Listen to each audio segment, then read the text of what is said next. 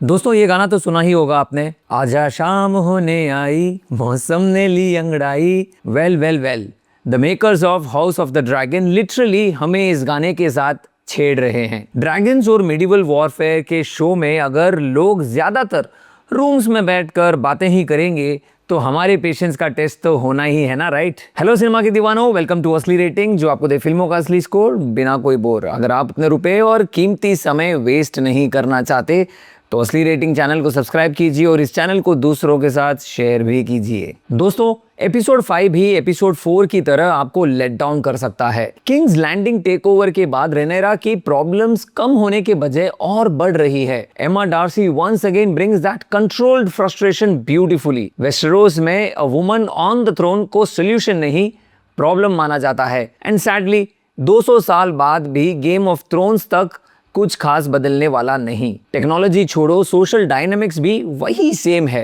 Daemon का character भी confuse territory में है।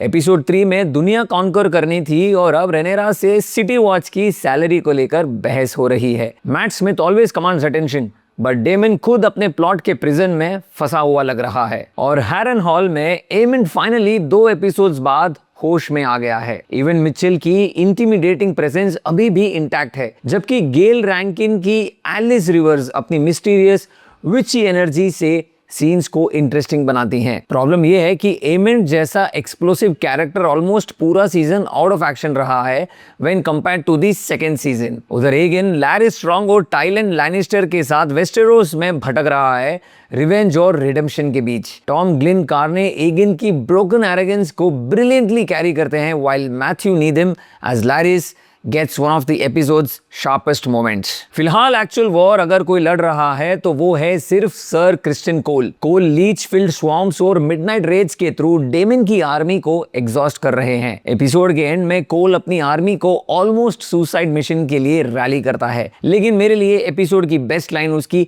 ग्वेन से कही हुई बात थी, I am the realm's greatest warrior and I will die as such। Well, अगर ये नेक्स्ट एपिसोड के लिए ओवरशैडोइंग नहीं है तो पता नहीं क्या है। A great war is about to come। Overall house of the dragon season 3 episode 5 pieces को बोर्ड पर मूव जरूर करता है, लेकिन अब हाउस ऑफ द ड्रैगन को कॉन्वर्सेशन से निकलकर कॉन्फ्लिक्ट की तरफ बढ़ना होगा। नैरेटिव मल्टीपल ट्रैक्स पर मूव जरूर करता है, बट पेसिंग स्लगिश है और रेपिटेटिव कॉन्वर्सेशंस ओवरऑल मोमेंटम को स्लो कर देता है। परफॉर्मेंस वाइज एमा डार्सी रेनेरा की ग्रोइंग फ्रस्ट्रेशन को कंट्रोल्ड इंटेंसिटी के साथ डिलीवर करती हैं, व्हाइल टॉम ग्लिन कार्ने और मैथ्यू नीदम अपने लिमिटेड मटेरियल में स्ट्रॉन्ग इंपैक्ट छोड़ते हैं। इवन मिचेल का एमेंट फाइनली वापस आता है, लेकिन उसके कैरेक्टर आर्क को अननेसेसरली होल्ड पर रखना अब नोटिसेबल लगने लगा है। मैट स्मिथ की स्क्रीन प्रेजेंस सॉलिड है, दो डेमन की राइटिंग इस एपिसोड में इनकंसिस्टेंट फील होती है। हाउस ऑफ द ड्रैगन का सिनेमैटिक स्टैंडर्ड अब भी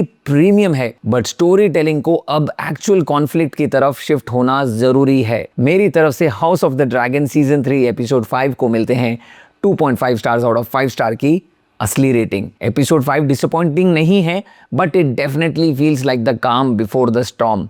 अब बस उम्मीद है स्टॉर्म नेक्स्ट वीक सच में आ जाए। अगर आपको ये रिव्यू हेल्पफुल लगा हो तो लाइक, शेयर और सब्सक्राइब करो। सब्सक्राइब बटन इस वीडियो के टाइटल के नीचे है। बेल आइकन भी जरूर क्लिक करना, वरना अच्छी और बेकार सिनेमा के बीच का फर्क कैसे समझोगे मेरे दोस्त। मिलते हैं अगले रिव्यू में। Until then keep watching great cinema, और ग्रेट सिनेमा के लिए स्टे कनेक्टेड टू असली रेटिंग, जो आपको दे फिल्मों का असली स्कोर बिना कोई बोर।